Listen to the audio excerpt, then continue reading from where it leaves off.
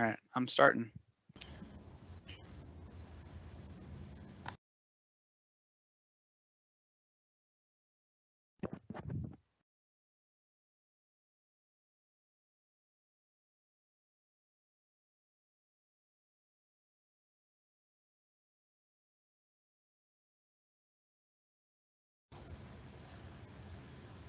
Hey everybody, thanks for joining us today.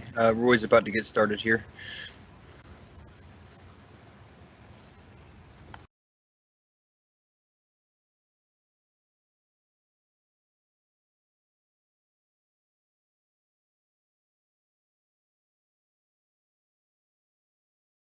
All right, hello everybody, and welcome to our Lunch and Learn Telework Readiness.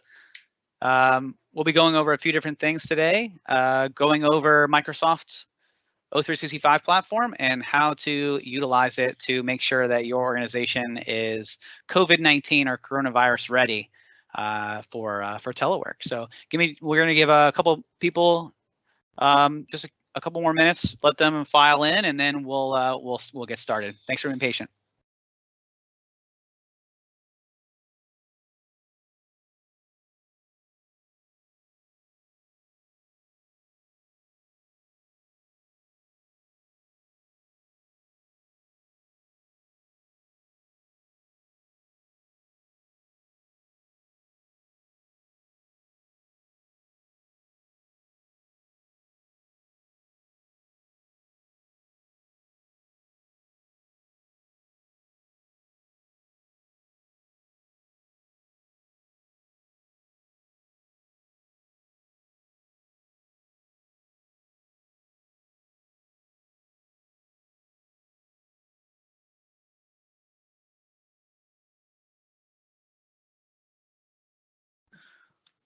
All right. Well, thank you again for everybody who is who's joined. Thanks for stopping by. Today we're going to have a little discussion. This is meant to be a Q&A, so if you do have any questions, there is a Q&A area on the right. You're able to ask your questions there, and either myself or Jason will attempt to answer them. So let's go ahead and get started. So first, we'll go over today's agenda.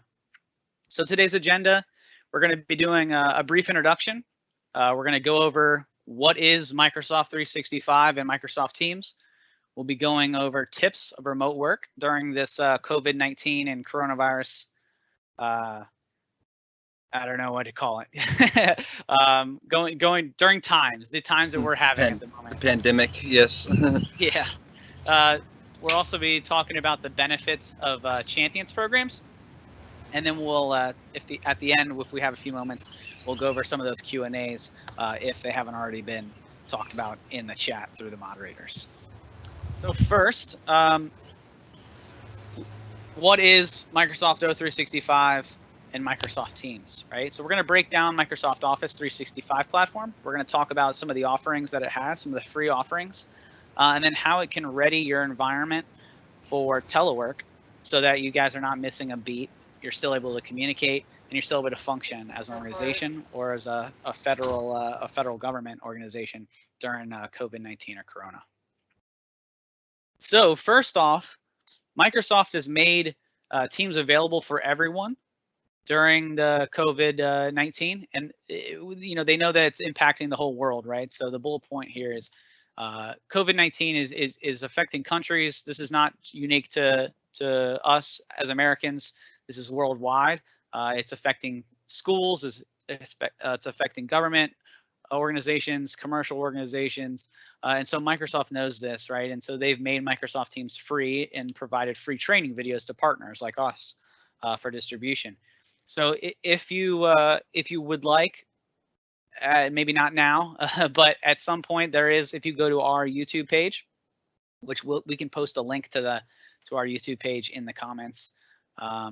We have posted 10 training videos for Microsoft Teams that'll help you get jump started. Those are, how to create chats, how to create meeting minutes, how to create a meeting, how to create an ad hoc meeting.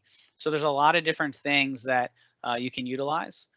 You can also utilize video. So now you should be able to see my face here on the side. That's how you can also utilize video through the Microsoft Teams platform to make sure that you're still meeting face to face in some sort of a way. We know that so oftentimes in organizations, it's let's walk down the hall, let's knock on somebody's door, show up in their office so you can see eye to eye. There are video capabilities available within Microsoft Teams that will help you do this as well. So I'll go ahead and keep my video on for the rest of the video, rest of this presentation. So after making Teams available for everyone, Microsoft, they've released the videos, and they want to make sure that people are aware of 4 very important points of Microsoft Teams. The first being you can chat from anywhere. So you can share your opinion, your personality, you can send gifts and stickers. There's a lot of different things that you can do within Microsoft Teams that makes it fun and easy to use. It's a lot like some of the other chat environments that Microsoft has published in years past, like Skype or Links. It has those similar feel, but then there's so much more you can do with it, like announcements, smiley face emojis, GIFs. You can add stickers. You can create calendar events from the chat.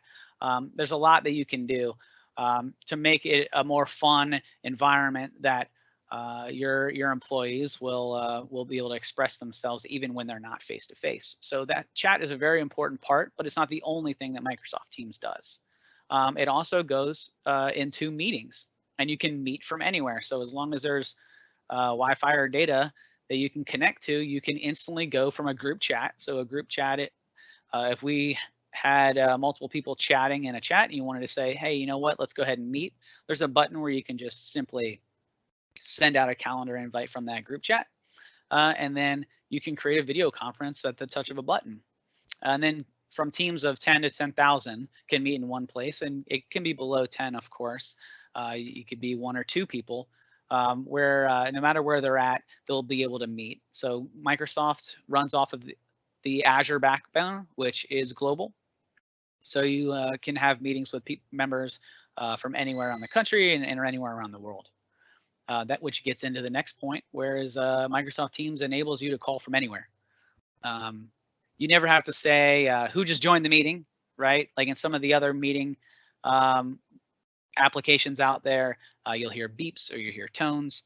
With Microsoft Teams, it gets into your routing system, so you'll be able to see, even if they dialed in, you'll be able to see their phone number, face, name, and it'll announce who has joined, who has left. And if they're within their organization, you'll see their image and icons as well. So you'll be able to tell easily who is in and out of your meetings, and you'll be able to create meetings or live events where you can share with people outside of your organization very easily, like this, what we're doing right now. So this is what's called a live event. It's a feature within the Microsoft Teams where you'll be able to share and record. So this actually will be recorded as we're producing this, and then you can share those meetings through your Stream platform or other Microsoft Online applications to make sure that meetings never go unseen, or that people are always, if they did miss the meeting, are always able to go back and view what has happened. Which gets into collaboration. You're able to collaborate from anywhere. So again, this is meant to be built for remote offices. So you're able to work on documents, chat, meet, and run through your everyday applications like a Jira or Dynamics or SharePoint or any of the other applications that you're using on a day-to-day basis. Can easily plug in VSTS or Visual Studio, Azure DevOps. All of those are able to easily plug into Microsoft Teams, and you can use them throughout the environment. So you'll never have to do that frantic searching for files ever again. All of the files will be in one place, easy to find with an enterprise search. So you can search for the files by metadata or by title, and you'll be able to pull up that document. If it's a Word document, PowerPoint, Excel, doesn't matter. You'll be able to pull it up directly in the Microsoft Teams application. And then if Jason and I were working on a document together, we'd be able to collaborate with it. It would show me who is working on the document and then where they're at in the document. We could leave comments to each other. We could tag each other in documents to make it really easy and seamless to collaborate on documents. So the first step in Microsoft Teams is getting started, right? So now we're getting into remote tips during this outbreak. So first off, in getting started, you want to set up your workspace. So you want to make sure that within your home, you have a place where you can easily concentrate. I have a home office here. It doesn't have to be a home office. It could be a section of your house. But if you have young kids, you might want to put a door on there so they're not running in. But it's important that you find somewhere that has limited distractions.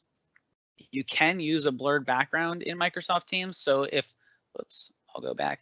You can use a blurred background in Microsoft Teams. So I can show you what that will look like. But if you have anything behind you, then that you don't want people to see, then you can easily blur your background so people won't be able to see what it is that's going on in the background if you have something distracting in the background or anything like that. So you can blur your background, which it looks like in the live event right now. I don't have the option since I'm going through this, but I promise it's available in other meetings. And so blurring your background, again, just takes away from some of the distracting points within the background. So if you had something in the back that you didn't want people to see or has a weird glare, you're able to do that and take away from anything distracting to people that you're meeting with. Additionally, outside of that, you want to communicate and also communicate. So a big part of remote work is over communication. So when you're in an office space, someone's in the building, mostly what they're working on, at least where they're sitting. When you get into remote work, the rhythm of online and work from home looks a little different than it does from walking into a building and sitting at your desk every day. So you could be balancing other things.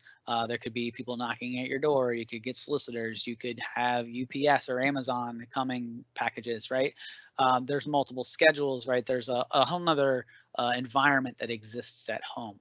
But as long as you're over communicating with people, especially during these times, employers and organizations should understand that kids are part of the equation since childcare is not really an option for a lot of people right now.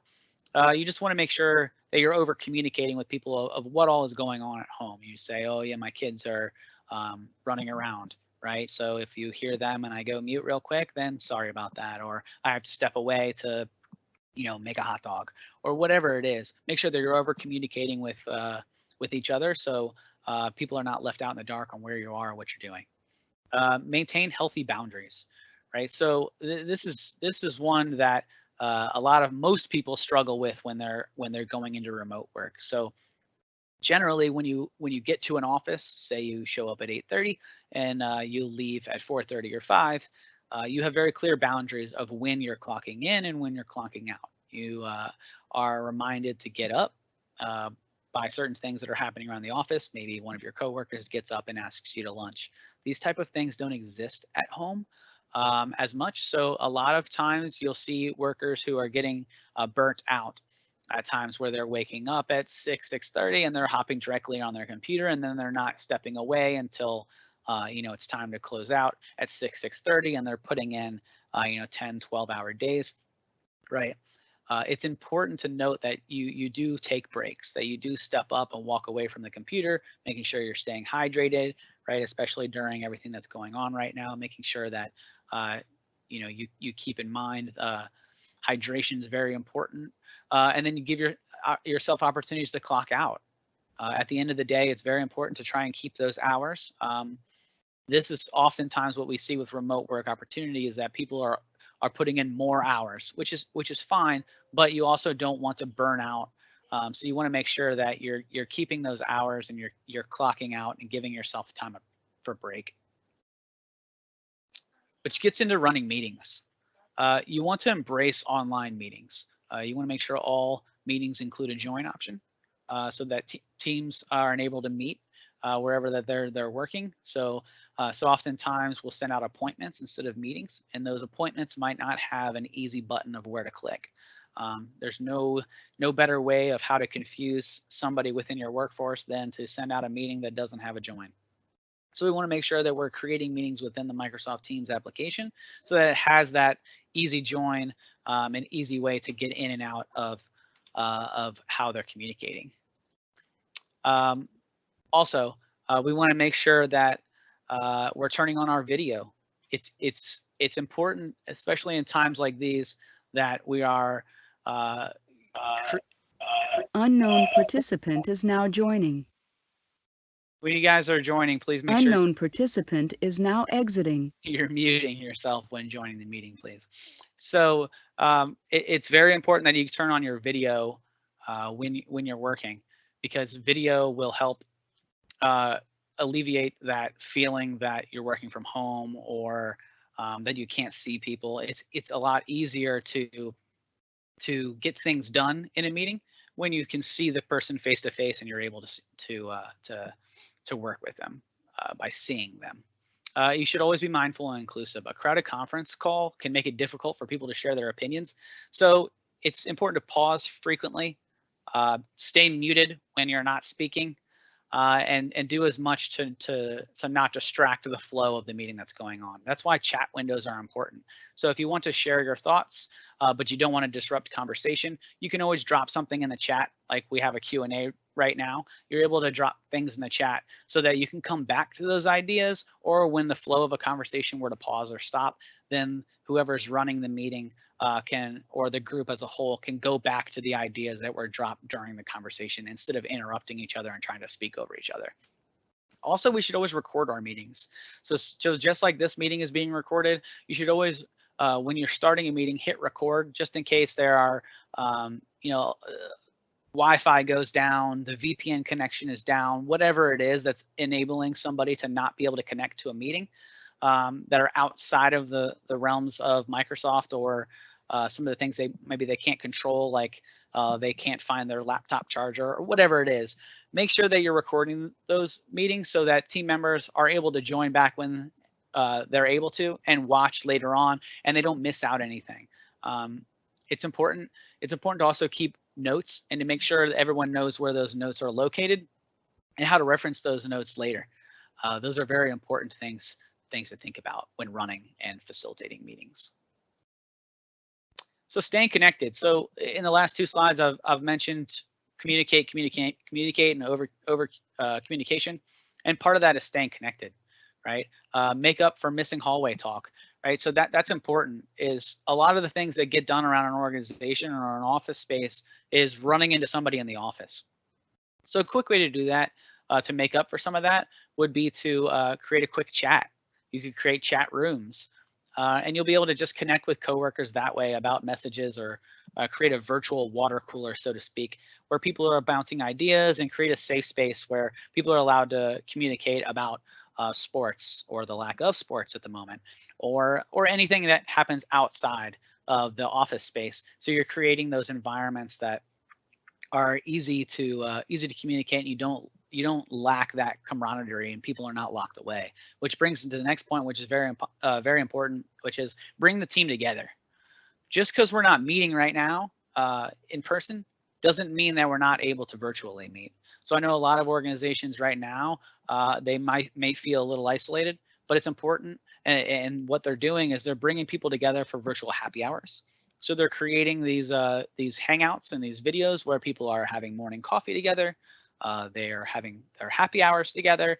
They're eating lunch virtually together, or they're just hanging out, brainstorming, using the Microsoft Whiteboard app to just kind of write over, or having, like I said before, virtual coffee. So it's important to just meet and meet and meet as much as possible. That's where video comes in, and some of the other applications within Microsoft comes in. So you're not losing that human interaction.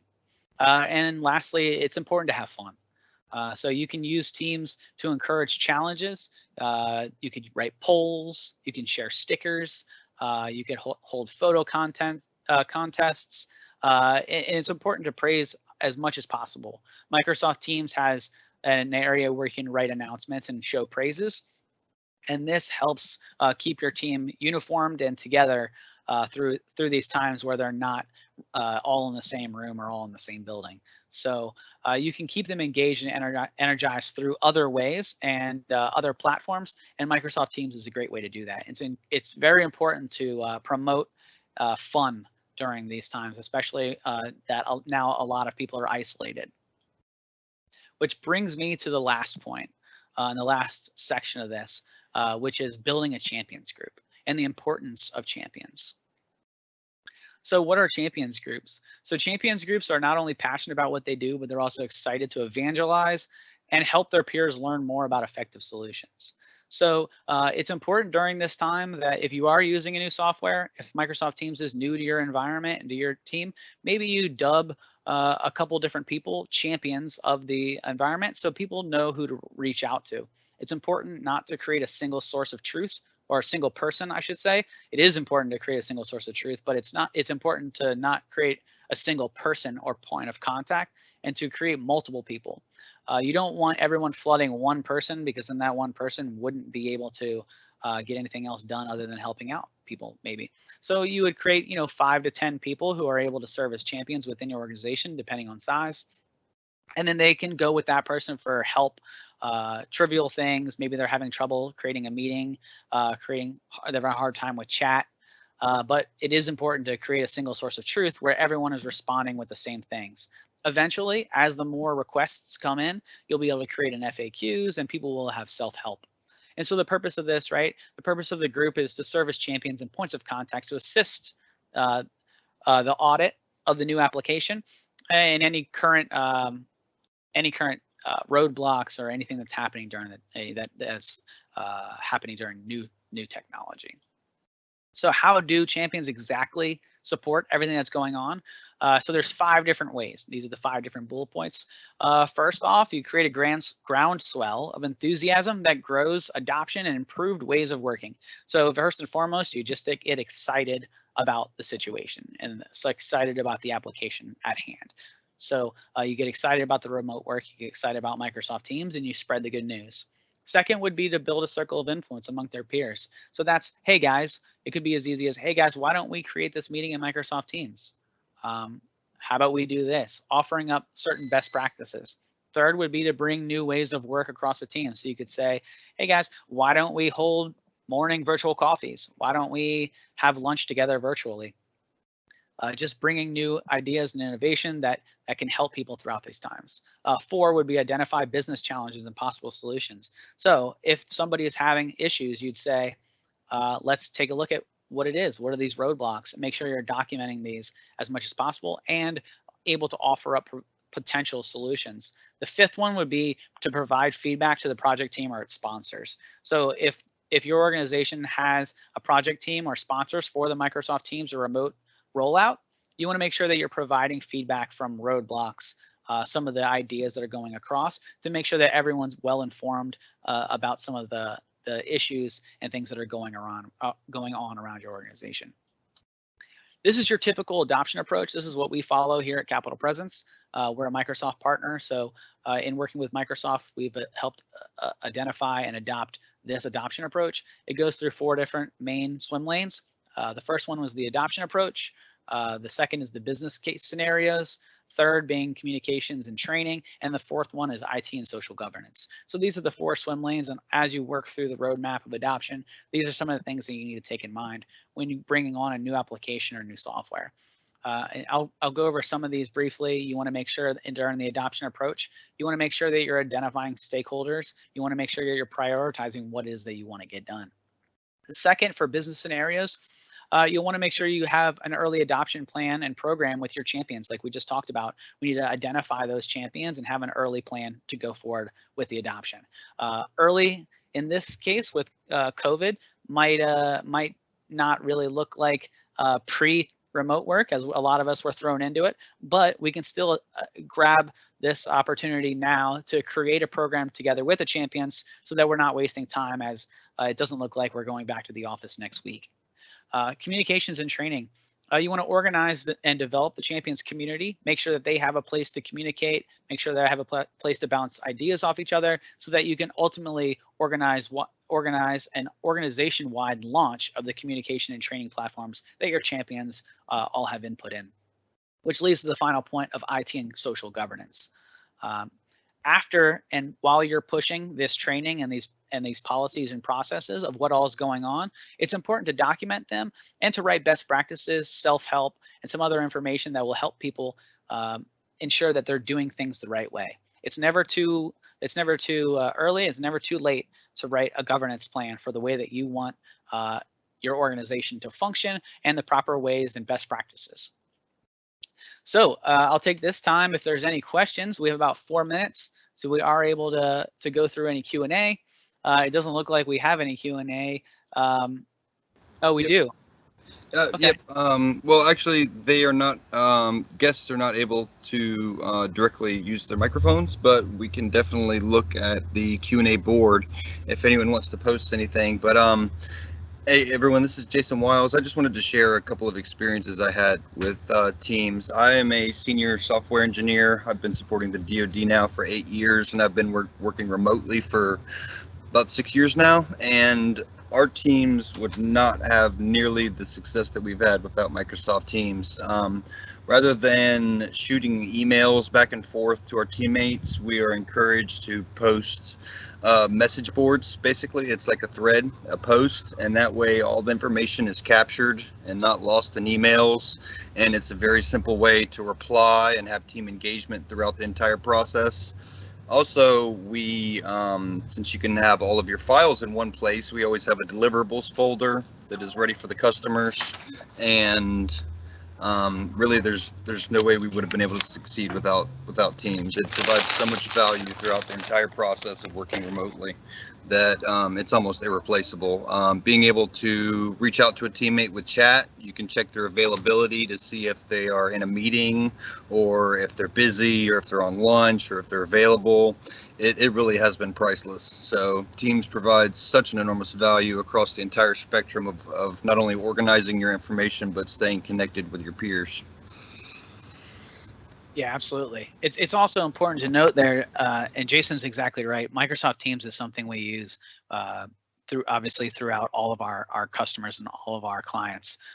And you are able to create guest users where we can invite some of our clients and customers into specific teams, so where they're able to communicate with each other in a FedRAMP secure environment, where we're able to share documents, share information. So if we want to collaborate on drafts or share public documents, we're able to do so easily without having to email documents back and forth, because let's face it, emails get lost. And if you're attaching documents within an email, it's really hard or impossible to search for exactly what you need inside of an Outlook account. So it makes it much easier if you're putting those documents into a Microsoft team and then sharing that team out to your clients and customers. Exactly right. And you can also tag people. So whenever you post a document or you start a new discussion thread, you can actually at someone, and that will send them not only an alert in Teams, but they will send them an email as well saying, hey, you've been tagged in this document or you've been mentioned in this comment, which is very good to have. Yeah, that gets back to just communicate. So there are multiple ways to have chat. You can have one-on-one chats, you could have group chats, you could have channel chats and team chats. All of those are outside of meetings. When it does save your thread, so if you ever wanted to go back, and threads are searchable. So if you ever wanted to go back, take a look at what was said, search for what was said, search for information, there's a universal search within Teams. So we're right up on time. It's now 12:30. If there was any other questions, you guys feel free to drop them on in there. If not, this has been recorded, and it will be sent back out to all of you who got this email. So feel free to take a look at the recordings if you don't have any questions, or feel free to email us at support@capitalpresence.com. That's support@capital, CAPITOL, presence, like you're here, PRESENCE.com, and we'll make sure that we get to all of your questions. So a new one just said, what's a governance plan? That's a good question. So a governance plan is rules, best practices, and information about how to appropriately use an application. So it could be it could be guidance to say how long to keep a document within your organization. It could be information on how and when to create a team or channel, or how to create anything that's within your organization. Yep. How it could be. Go ahead, Jason. Exactly. It's you actually already have governance plans that are already in place, just like your conventions for your email. I'm sure some people use first name dot last name to establish all their email addresses within their organization. Some might use first initial and then full last name. It's basically standard conventions that you put in place so that it reduces guesswork and it makes things basically run on conventions rather than configuration. Instead of configuring everyone differently, you follow the same conventions, and it makes everything a lot easier throughout your information technology process. Yeah, a governance plan might be a new word, but it's taking the idea of naming conventions around documents and placing that to everything within your organization. Good question. Any other questions before we put a bow on this? Again, this is going to be recorded and sent out, and you can always place your questions to that support@capitalpresence.com. We'll make sure that we get them out to everybody. Any other questions that we get from the support email? We'll make sure we put them on our website for like Q&A and easy self-help. As we know, this is a time where a lot of people do have questions, and even if you don't want to share with the group now or can't think of one, you can always send anything to us later and we'll make sure we answer them. So we'll hang on for a couple more minutes, and if we don't have any more questions, then we'll go ahead and put a bow on this. I'm gonna stop sharing my video though, so you guys don't have to look at my my face anymore. Oh, no worries. Yep. Well, thank you, everybody. I appreciate it. And we'll hang on and see if we get any new Q&A. Yep. Thanks, guys.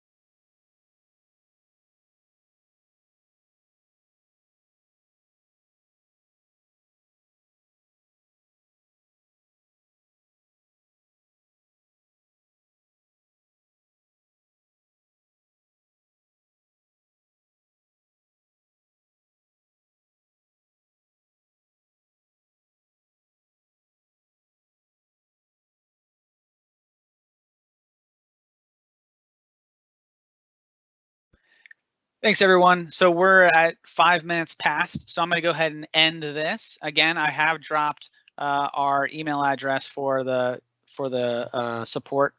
So if anyone wanted to email us questions there, they can. But thanks again for attending, and hope you guys are all staying safe. And thanks again. Also, if you want the slides, you can email us as well, and we're happy to send out the slides. Take care, everyone. Yep. Thank you.